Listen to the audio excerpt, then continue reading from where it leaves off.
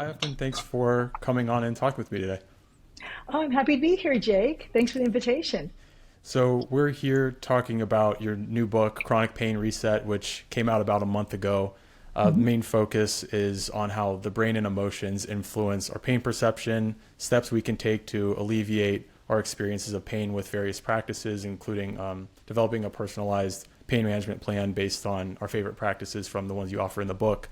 This was my first time coming across a book like this focusing on pain from a psychological and behavioral standpoint, which I think is very beneficial for not being completely dependent on doctors and medications and stuff like that, but rather Mhm. having some things that you can do yourself. I think I mentioned in email to you I'd had issues with chronic pain in the past, Yeah. so these kinds of approaches are it's very helpful to kind of have a little bit more control and take power more into your hands for helping yourself Yeah. feel better. Um, so just out of curiosity for some background, what got you into pain research and led you to writing this book with this Mhm. specific perspective? Yeah. So, Jake, well, thank you. Thanks for the great summary, and I want to hear more about your experience with chronic pain too. So maybe we can Sure. get to that in a bit. But Yeah. so I was studying clinical psychology at the doctoral level. I was working on my doctorate at the time, and I was working in an outpatient unit as part of my externship. And I was working with these lovely women who would make really great progress in our psychotherapeutic interactions. And then they would have these terrible setbacks. And it was predominantly their chronic pain flaring up. And it was very frustrating because we would make some progress and then I would lose them for a few weeks. And so I went to my supervisor at the time and said, I don't know what to do. Are they avoiding their psychological problems, or what is this? And she said, well, it can be a number of things. Why don't you go to the UCSD Medical School Library and read a few articles on chronic pain, on conditions like fibromyalgia and chronic low back pain and migraine, and just kind of see what you see there. And so I did that. This is the olden days, and we actually went to a library and pulled big books off the shelf of journal articles in a great big monster tome, and you kind of skittle through them, and I found just these really really amazing articles that talked about the connection between pain. That it's yes, it's a sensory experience, but pain isn't just that. That pain also involves our emotions, because when we have a lot of pain and we're frightened, that can make the pain worse. Involves our thoughts, how we evaluate the thought, what we think about the pain, that can make it worse or better. And what we do, how we behave, impacts pain at the physiological level, at the level of the brain. And so I was so fascinated by that. And I decided at that time, I want to really study this. And I changed my dissertation topic, and I was looking at fibromyalgia and rheumatoid arthritis and the experience of pain, and various thought processes. So that's kind of what got me down this road. Yeah, I thought it was interesting.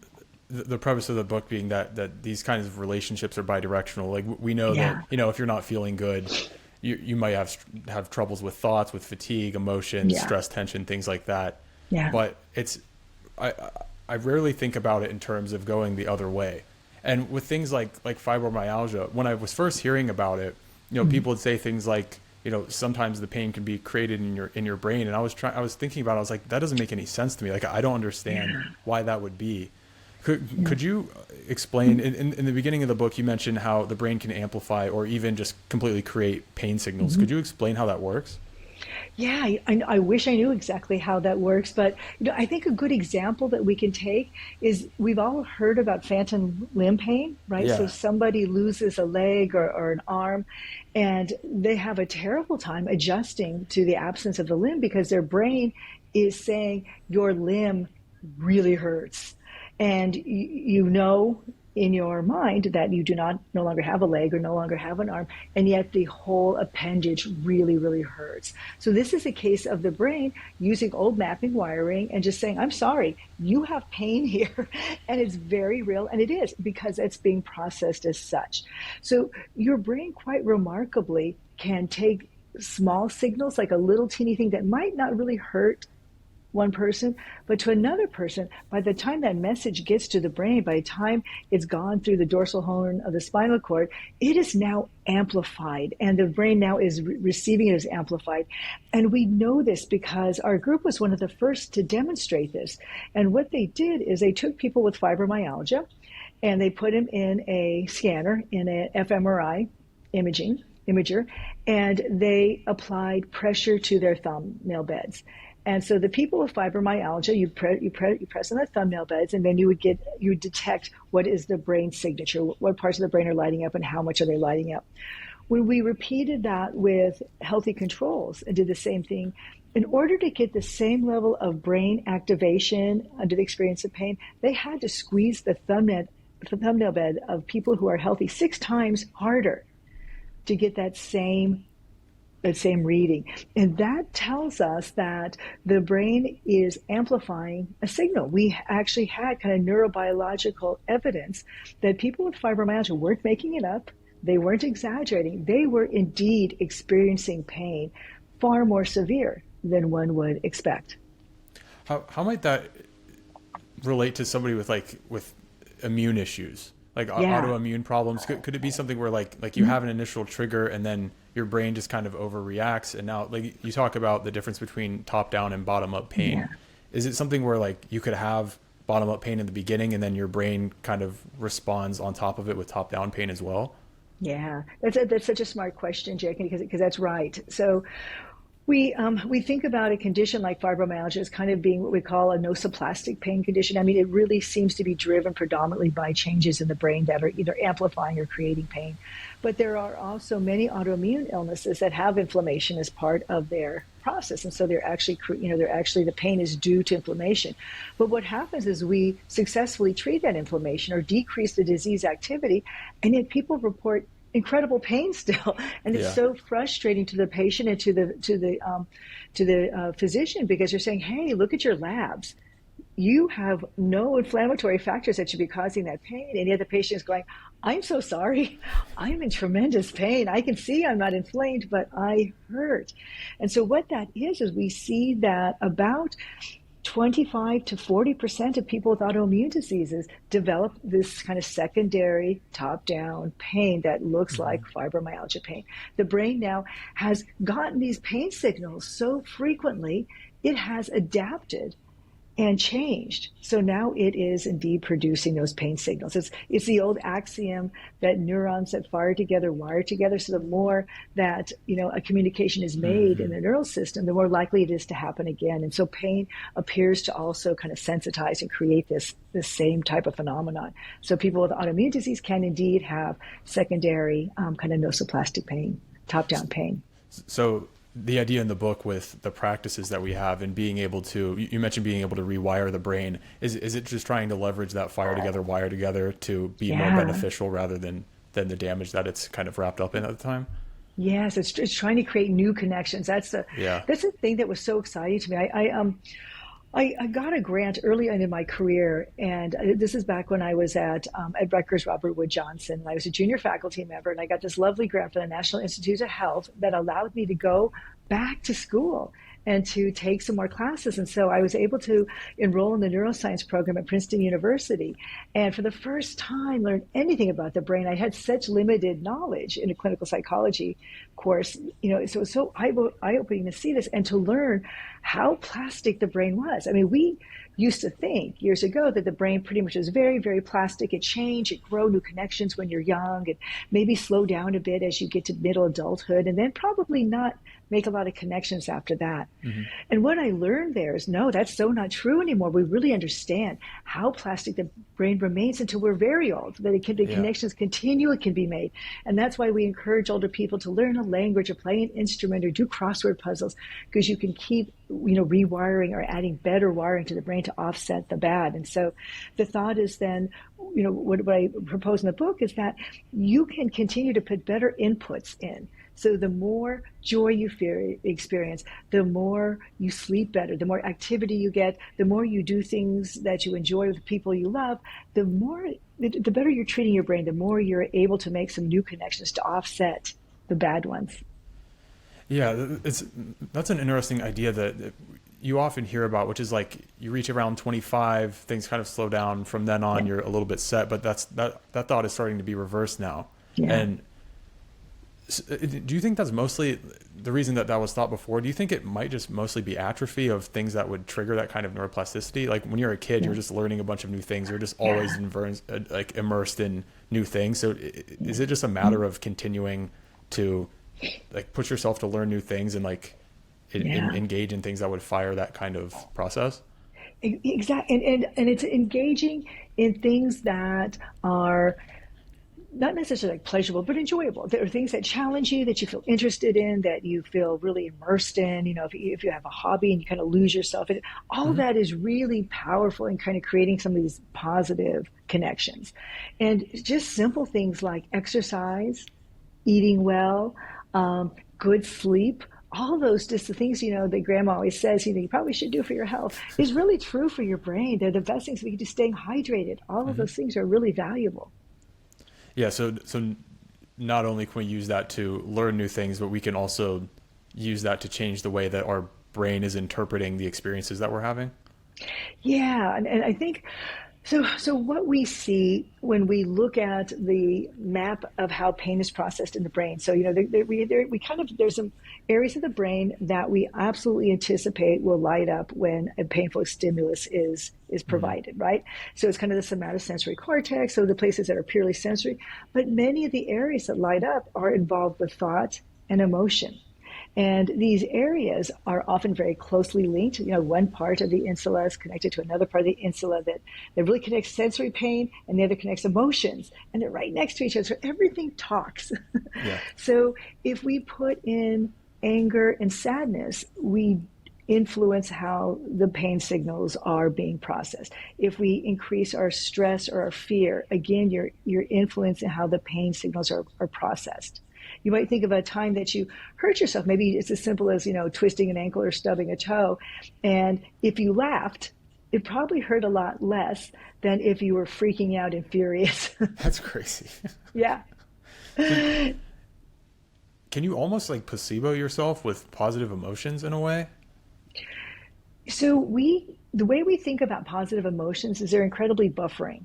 So if Yeah. you have negative emotions on board, which most of us do, it's normal. You're supposed to have some negative emotions, but your positive emotions can often buffer it. So if you're feeling kind of down and somebody brings you a flower or a cookie and you feel kind of up for a second, that is part of that buffering process. The same is true for how we experience pain. That, if Yeah. you are kind of, if you're kind of freaking out about your pain and you're kind of stressed about it, but then you take a moment, you get very, very mindful, or again, somebody brings you a flower or a cookie, and you think, oh, and you have that moment of pleasure, that actually dampens the pain experience. And we have many studies that show that positive emotions dampen, even on pain testing. That that there's a decrease in how the pain signal is processed when people are under the influence of positive emotions. Yeah. You emphasize the importance of positive thoughts and positive emotions when dealing with pain. So is it that you mentioned that it acts as a buffer and it can increase resilience. So that's not only resilience in dealing with the same pain signal that you're feeling, but you can also just like dampen the pain signal to begin with as well. You can do both. Yeah, it's. I think it depends on what the emotion is or what the process is, how it might work. But the sheer fact that you're putting in an adaptive thought is more likely to decrease pain. So again, is not to say that we just need to pretend like we don't have negative emotions or pretend like we don't have negative thoughts. We do. Yeah. Yeah. This is part of being human. But it's what we do with them. And if we think about therapies like acceptance and commitment therapy, kind of the whole process there is to think, oh, I'm having an emotion. This is interesting. It's not that I'm a Mm-hmm. bad person because I'm having that emotion. It's a bad emotion. It's just like, oh, it just is. The same is true of our thoughts, is we can have these things that come through our mind like, oh my gosh, I'm never going to get better. My pain is awful. And think, okay, well, I'm having this thought that my pain is terrible. It's never going to get better. That's too bad. I'm thinking that. I'm going to have to kind of let go of that. That's just a thought that's not helpful. Mm-hmm. So it's allowing ourselves to become a little more non-judgmental of our thoughts and emotions, that it's wrong or bad, but just kind of aware that they're there and just thinking, okay, bye. I don't need that thought. It's not serving me, and letting it Yeah. go. Yes. So it's just allowing yourself to feel whatever you're feeling without getting too wrapped up in assigning some Yeah. kind of meaning to it, putting it in a bucket. And then Yeah. like you talk about, not getting too attached to those thoughts and like getting wrapped up in them, and then they'll often just kind of float by. That Yeah. that does seem to be the experience. So it's kind of just about feeling those things and then just letting them come and go as they do. Yeah, and being okay with it. Hmm. There's a really interesting book written by a colleague of mine here at the University of Michigan, Ethan Cross, and the book is called Chatter. And he's a neuroscientist, social scientist that studies kind of internal self-talk and what that's all about. That we all kind of have chatter that's kind of going on, and Yeah. sometimes we pause and kind of listen to what is that chatter about, and often it's very self-critical. You Hmm. know, it is kind of our default as human beings. We are wired to look for threat, and as we look for threat, we're also looking for what we're doing to jeopardize ourselves, and again, just becoming aware of what that self talk is, and also challenging it too. So it's not always about allowing the thought to pass, but sometimes it's about also challenging it, and saying that I'm really self critical. I don't think I need to be as self-critical as I do, and I challenge my readers to think about what that self-talk is and how negative it is, and then to start to counsel themselves as if we would our friends. So we Hmm. tell ourselves things that we would never tell our friends to think Yeah. about themselves, right? It's like, wow. Instead, we have really good advice. Hey, did you ever think about this? Or, you know what, another way to think about that is this. Yeah, you failed, but what does this mean? And it's just much more forgiving. And if we could talk to ourselves more along those lines, I think it would go a long way to decreasing a lot of negative emotion. Yeah, you mentioned a practice of identifying and naming the emotions and Mm-hmm. thoughts that you're having. Is that a way to look at your thoughts from more of a third person perspective, so you can take Yeah. that different approach where it's often difficult to create that kind of distance? Yeah, and I think the more that we're kind of scientific and can step back for a second with our thoughts, Yeah. because the problem is we often don't challenge our thoughts. They're just in there, and they're often really old wiring, really old thoughts that came from a really mean neighbor or a parent that meant well, but maybe said something awful, and Hmm. it's all in there, and we don't take a second to step back and say, "Oh, that's a dreadful thought, and man, that makes me feel lousy." And just begin to identify. And sometimes the second that we identify, oh, the reason I feel so lousy is I'm having this awful thought, and it makes me feel really insecure. And it's like, oh, okay, I that isn't serving me. That maybe served me when I was a child, but I can let go of that. And sometimes just identifying and naming is all you need to do, because now it's not this nebulous mess. Right. You've actually kind of identified what the creature is that you need to fight. Would you recommend something like some kind of a journaling exercise where you're putting it down on paper, or like putting it on an external source rather than trying to do Yeah. that in your head, or does it matter? Yeah, I love that. So there's a wonderful researcher named Jamie Pennebaker at the University of Texas who does a lot of work on journaling and kind of the magic of writing. That there's something really amazing about taking your thoughts and writing them, and because Yeah. you've got to pin them down, you got to translate, you got to put names to things, Hmm. right? And so this nebulous I feel lousy is like, oh, I feel lousy because she said this to me and it made me feel blah. And so when you start to narrow it down, you really make great leaps. So I'm old school. I love a paper journal. I think there's something about the actual act of Yeah. writing that really kind of helps you redo. But I don't know if the data are as good using laptops. But again, you do have to form thoughts and form, ideas and words. So it may be similar. I don't know what the data are on that, but again, I think the more can get out of here, Yeah. this chaos and in front of us, and then sometimes we see and say, "Oh, that's terrible." Oh man, I really Yeah. thought that about me. Oh no. Yeah. Yeah. I found that I am atrocious at being able to think inside my head, because like I can't string together like linear, like everything just it's just bouncing around, or like thoughts are escaping. So like I found that being able to put it on like an external source is much more helpful. I Yeah, personally like paper and pen too. yeah, yeah. Um, I don't know, just because it feels better than a screen. But yeah, is it, does that also help you like gain the vocabulary to be able to identify and name better? Because sometimes it's difficult to find the words to name to emotions. It's just like you have this feeling, but you don't really know what to call it. You don't really know what Yeah. it is, where it comes from.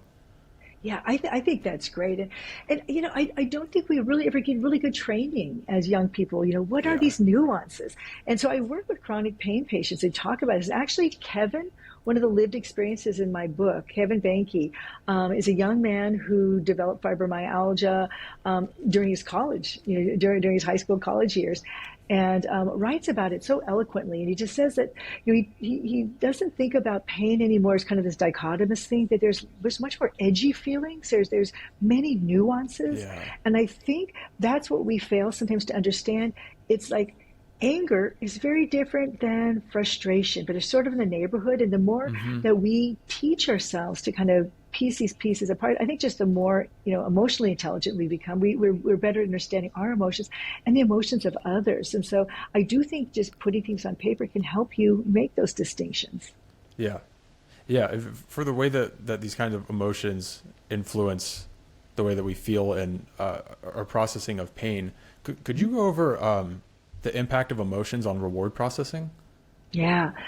So this is really kind of an interesting story within the world of chronic pain, but also in substance use and PTSD. We see a very That makes sense. similar flattening of the reward processing system. So when we experience something that makes us feel joyful or happy, there's kind of this natural connection, a dopamine surge that occurs in the reward processing areas of our brain, right? When we experience this, that's a feeling of, oh, feeling good. And it's also the part of our brain that drives us to seek reward. So it makes us want to go out and meet new people and to have an adventure or try new food. It makes us want to get out and be adventurous so that we can experience pleasure and joy. And what we see kind of these neuromodulations in conditions like chronic pain, PTSD, and substance use and abuse that blunt how reward processing is working within the brain. And this kind of helps explain why so many people just feel blah. Just, Yeah. that whole meh feeling of, I don't really care. Not very excited about doing anything. And, something marvelous can happen. And it's just, there's no joy.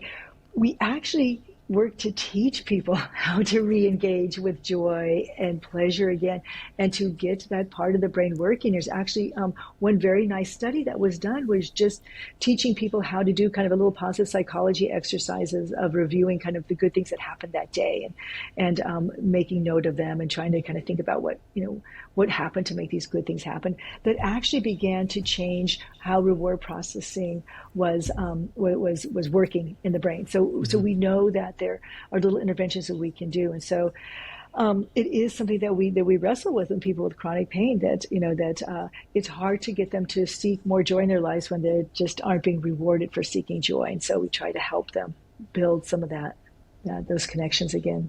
So that's kickstarting some of the dopamine circuitry that Yeah.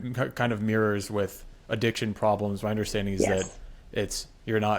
you're just not getting dopamine for anything but the addiction past a certain point. So with Yes. chronic pain, it has a similar just kind of bland Yeah. gray feeling, and by Yeah. pursuing these kinds of practices to enhance joy, we can kind of get that kickstarted again, get dopamine rolling, like Exactly. want to get up and do things and feel better. Yeah, yeah, that's exactly right. And so it's really kind of the homeostatic systems in our body that when you put anything in the body that isn't from the Hmm. body stops making it. So we see this, in substance abuse where people are bringing in drugs that kickstart the dopamine, where the brain says, oh, I got enough dopamine, so I'm not going to make much more. And so that's Yeah. kind of what flattens that out.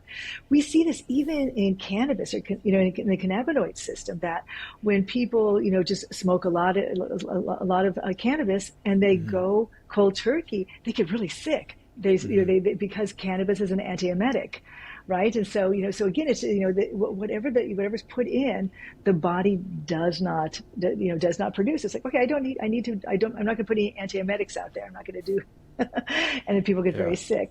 But there's many processes like that. But again, the body always seeks to find homeostasis. So over time, we do see the reward processing system start to bounce back after people have, are recovering from substance use disorders. Yeah. You mentioned that zest seems to be the most important emotion. So, Yeah. high levels of energy and enthusiasm, that could be a brutal one when you're hurting all the time. You're Yes. tired. Like I know with me, they had me on gabapentin for a while, and I was just a Yeah. zombie. Like I felt Yeah. terrible. Yeah. Um, that's that emotion is like almost the opposite of how you feel when you're dealing with these kinds of things. So like, how Yeah. could we, I guess, increase some of that feeling of vitality? Yeah. So it's so hard to buck chemistry, right? So gabapentin does that to a lot of folks. It just makes them Yeah, feel numb and lousy.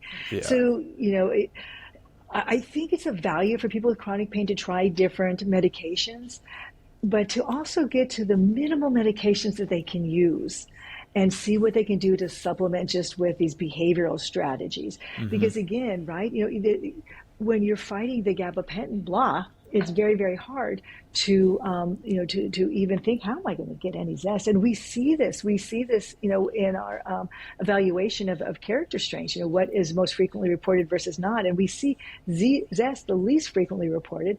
And conversely, the data all say, hey, the people who have chronic pain or chronic illness and who have the most zest actually do the best.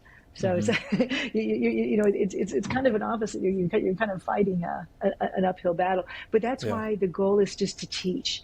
And often people with chronic pain tell me they almost feel like they don't deserve to do fun things. It's like, I'm not doing what I'm supposed to be doing at work. I'm falling behind in my family. How am I supposed to take time to do something for myself? How am I supposed to do something that's fun when I feel so lousy about everything? And we just turn around and say, hey, it's part of your treatment plan. Go out, have fun twice a week. Pleasant activity scheduling is one of the most effective behavioral interventions we have for chronic pain and depression. Is to get people just to make a point to go out there and have fun, and they don't want to do it, and they finally get out there, and it's like, oh my God, this feels yeah, so good, and I'm doing something great with my friend, and we're walking around the museum and having coffee, and yeah, it just kickstarts everything. yeah. Uh, I'm curious about stress. So chronic pain, it makes a lot of sense that would cause stress. I don't feel good. I Yeah, don't want to do yeah. anything. Work's not going as well. School's not going as well. Relationships, all these issues. How can stress cause chronic pain? That kind of Yeah. tension, like, if you have, we know that stress can kind of kickstart autoimmune issues and overactive immune systems. You talk about false alarms and things like that. Yeah. How does just like general muscle tension, how does Yeah. that contribute? Stress is so bad for chronic pain on every level, Yeah. Okay. right? I wrote a paper back with Dan Claw, who's the director of the Chronic Pain Fatigue Research Center, where I'm a principal investigator, and he's a leading thinker in this area. And we wrote this paper. Does stress cause chronic pain, or vice versa? And it's really both, right? It's kind of Yeah. bidirectional. So some people will talk about the most stressful period in their lives before they develop chronic pain. I say, it was incredible. I was going through a divorce, and I had a car accident, and I had some financial problems, and boom, my back went out, and I was miserable ever since. Other people will say, yeah, I didn't really have all that stressful. Life was kind of stressful, but not too much. And then I developed chronic pain, and now everything is so stressful. And so it kind of goes back and forth. But the bottom line is the presence of stress, whether it preceded pain or came after pain, it makes everything worse. So like you said, muscle tension, that's the first thing that, so many of us hold so much of our stress in our bodies, and that through muscle tension. It makes us breathe more shallowly, and that can also make pain worse. But more than anything, stress is a biological, endocrinological process that when you're dumping all these chemicals, cortisol and the like, into your system, you're often just making the pain processing more efficient. You're making the pain worse. And of course, stress sets up that false alarm. Pain Hmm. is a false alarm. Stress creates a false alarm. And then we just start reacting. So really, one of the first things we want to do with individuals in their long-term kind of self-care of chronic pain is to teach them really good stress busters. And it's different for everybody. It could be mindfulness meditation for one person. It could be walking in nature for the other. It can be a breathing practice for someone else. Another one can be exercise. It's really creating a stress reduction practice that works for you, that you enjoy doing and you're willing to do. Because it Yeah. always comes down to, the maintenance of any chronic illness, the behaviors that we need to do to take care of any chronic illness really comes down to whatever the patient is willing to do. Yeah. right? Yes, starting with some of the physical techniques, I liked you mentioned muscle relaxation is kind of like a meditative exercise body scan kind Yeah, of thing where you're going yeah, through and trying to relax various areas in your body. That's yeah, been very beneficial for me. yeah.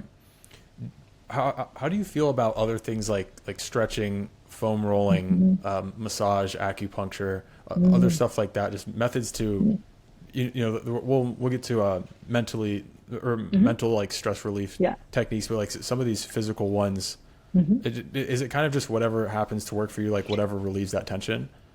Absolutely. I love it. Some people like warm water, other people like a cool swim. Okay, Acupuncture, the data are so good. We actually are seeing reimbursement finally from insurance companies for acupuncture for chronic low back pain, which is marvelous. that's interesting. Massage is terrific. I mean, again, it depends. For some people, massage will create such pain Yeah, that they can't believe it. For others, it's the only thing that breaks the some tension, or it helps them yeah, relax. So it's so individual. So I always tell people, just keep experimenting till you find your thing, the thing that helps you feel better.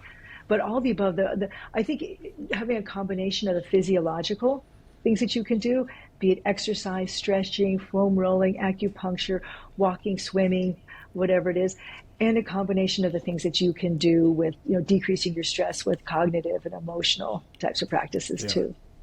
Yeah, exercise is, it seems like a tough one because if you're hurting a lot, it's like I just want to Yeah, lay down, I don't want to do anything. yeah, It's hard to like get over that hump of exercise. Or is there a certain approach to exercise or various forms of exercise that seem to be better than others for yeah. beginning? Yeah, I love this question because I think the data are best for exercise in chronic pain, which seems crazy, right? You've got chronic pain. What do you mean you want me to exercise? Are you crazy? But it really is the Yeah. best thing, because we see when people, the more deconditioned somebody becomes, or more their muscles become weak and deconditioned, the worse their pain is. And anybody who was reasonably fit and becomes deconditioned will start experiencing chronic pain. And they're like, why do my hips hurt? Or why is my back hurting? And so deconditioning is really just the enemy Hmm. of not having pain. So the other piece of it is the aerobic activity is really important. And so the difference between acute pain and chronic pain is often that in chronic pain, the part of the body that maybe was injured at first. So let's say you kind of wrenched your back 3 years ago, and since then the wrenching part is healed, right? Whatever looked odd, but the pain persists. Hmm. And your doctor will say, hey, there really isn't anything on your imaging that says that, you probably still have a thing. It really just feels like it's just more of a chronic pain thing. Once the doctor's cleared you, that's really truly when you want to exercise too, right? Because now the pain probably has become more nosoplastic. It's not due to that little injury. It's the brain now producing pain. And the more that we actually move, the more we get reconditioned again, the more we're going to lessen our pain. What we Yeah. don't want to do is start a heavy aerobic Right. pounding, Yeah. CrossFit, throwing tires around. We don't, Yeah. but gentle walking, just like for anybody, a really good, initially just a slow, gentle walking program that builds up to be peppy and engaging and outdoors and all that, is so powerful and so great. And it can really be life changing for people with chronic pain. But again, it's what people like to do. If you like to dance, dance, take a ballroom dancing class. If you like to swim, please do swim. There's great water aerobics classes. Swimming is so low load, so it's great Yeah. for the joints and the body. If you like yoga or Pilates, there are classes that are adapted very frequently for people with chronic pain. So even so, it's even tailored to you. So it is, again, it's like what you like to do. Figure out how to do that, as long as it's not pounding away.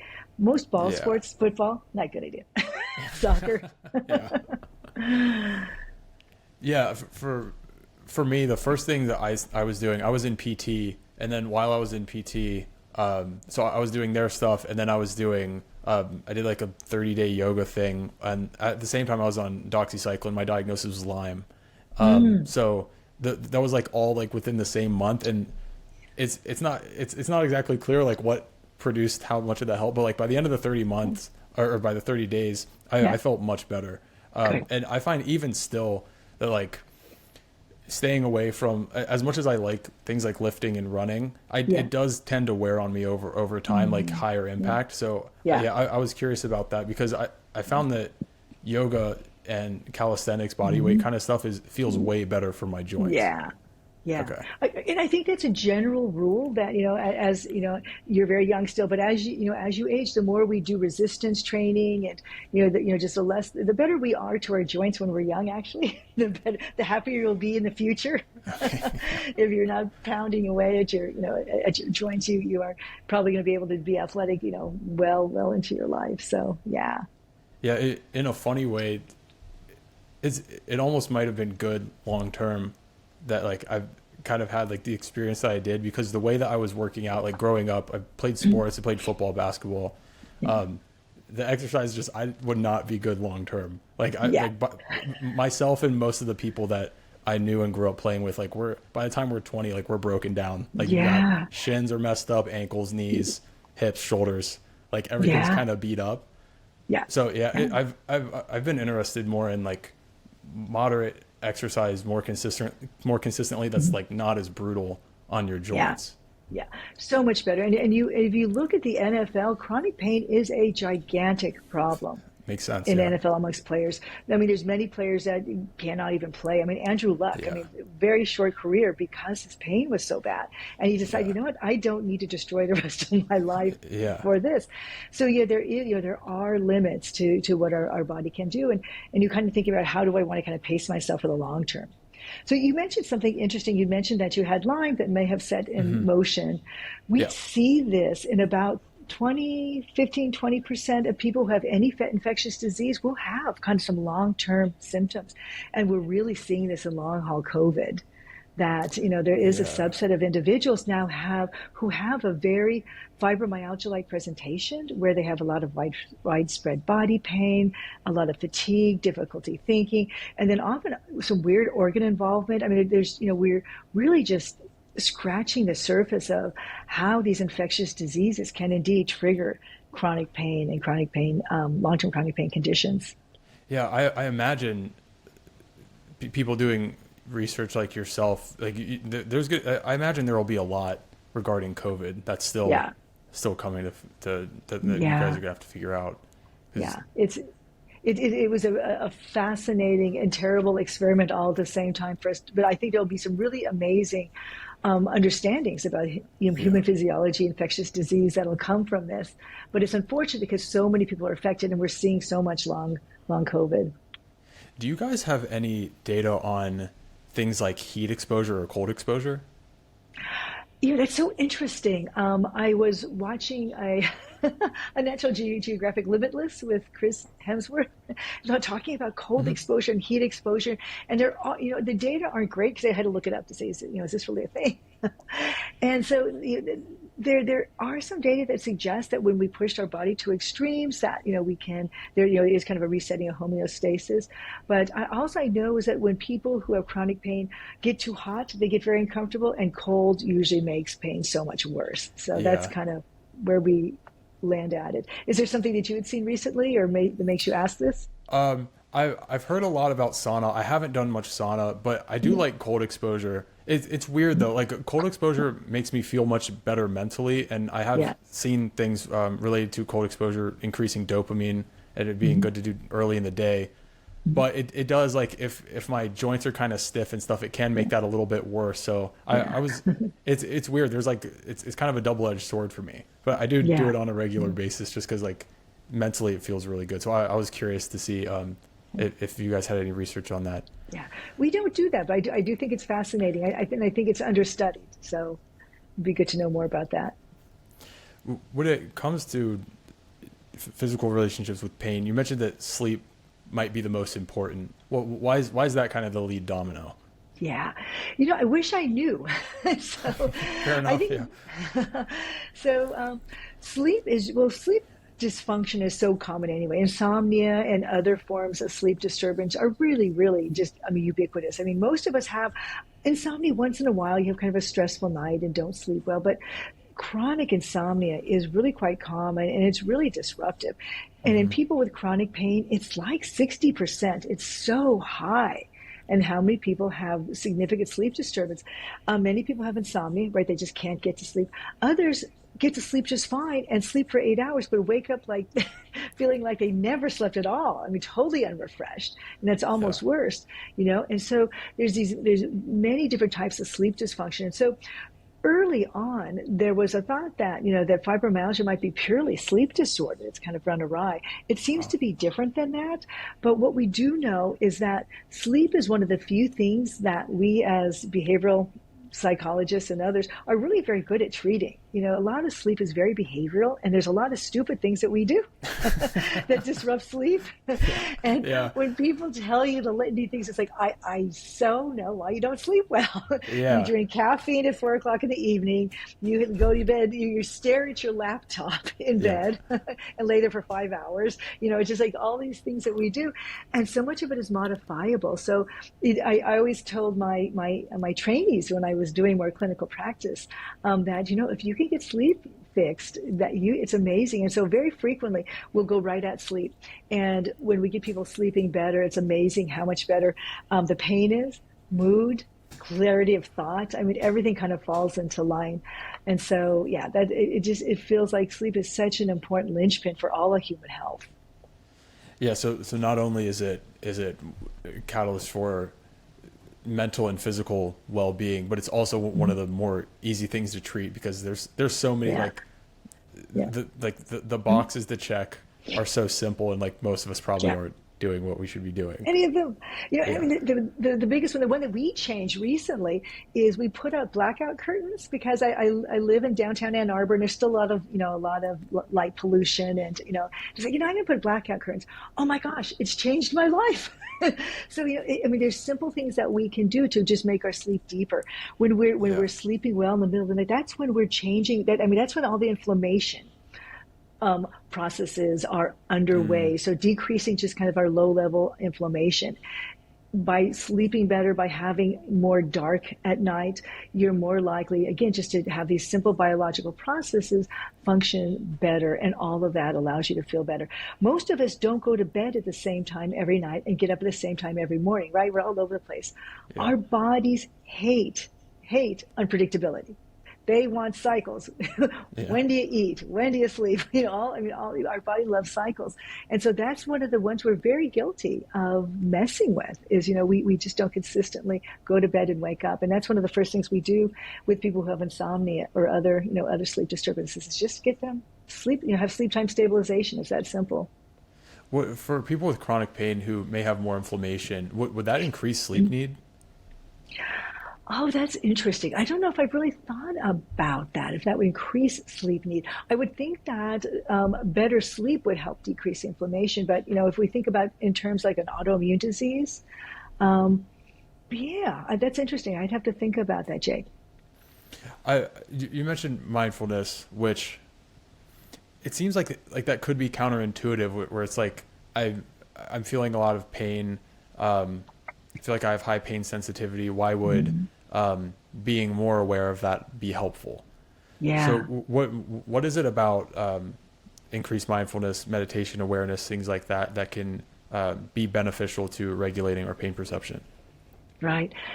Again, great question. So mindfulness has many, many benefits. And one of them is kind of just deactivating all the stress once we're just kind of focused and we're comfortable in our bodies and we're not running away from the pain. So, one of the exercises that we can do is really just even being mindful of the pain. I think we spend so much time with chronic pain running away from it rather than saying, okay, here I am in this moment and here's my pain. What's it look like? What's it feel like? Is it moving? Is it changing? And sometimes the pain will actually dissipate. And even in that mindful state too, then you can think, okay, so that's my pain. That's one piece of my experience. Okay, is there an itch on my body? Do I itch somewhere? And all of a sudden the pain often will fade and then the itch pops up.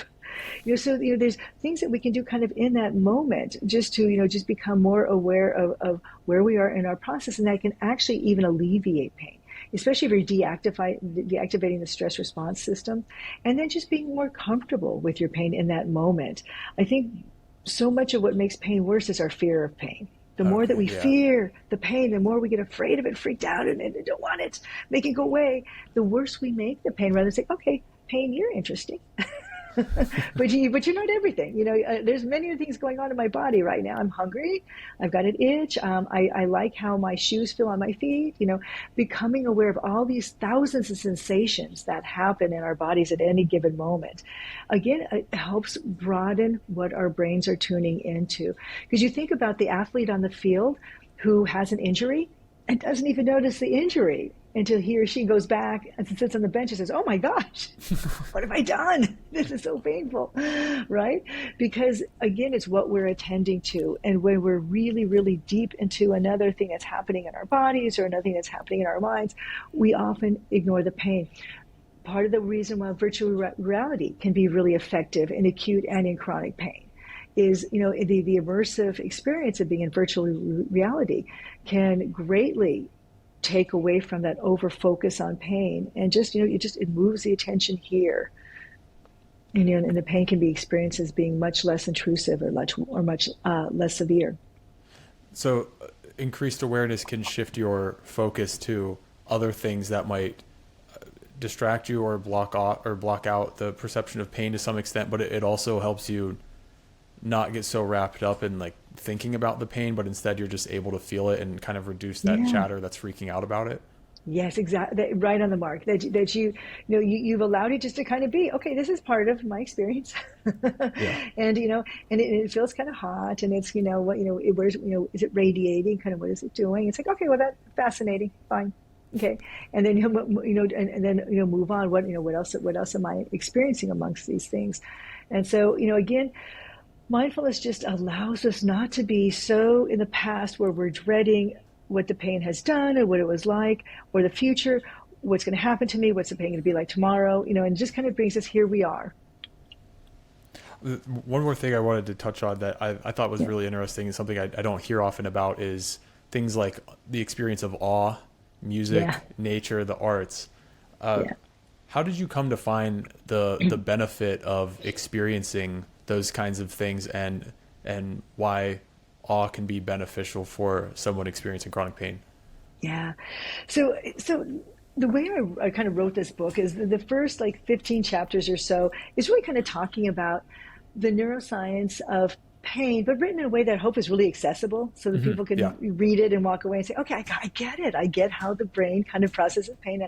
And then we talk a lot about thoughts. How is it that our thoughts can make things worse? And what are human ways of thinking? Because we all kind of think similarly, and often a lot of it's problematic. And so identifying and relating to these patterns of thoughts and how we can become more comfortable. Same thing with emotions, that we're just a collection of positive emotions and negative emotions, and what do we do with them and how we name it. But then I kind of get into these other constructs, like what do our social relationships have to do with our happiness, with our pain, with our physiology? What's that about? And what are feelings of joy about? What are positive? What are positive emotions? How are they different than negative emotions? And then what are these other processes in life that orient us towards being more successful, right? And so that's like things that are, when you think about Maslow's hierarchy of needs, there's these high things, these self-actualization things like purpose in life.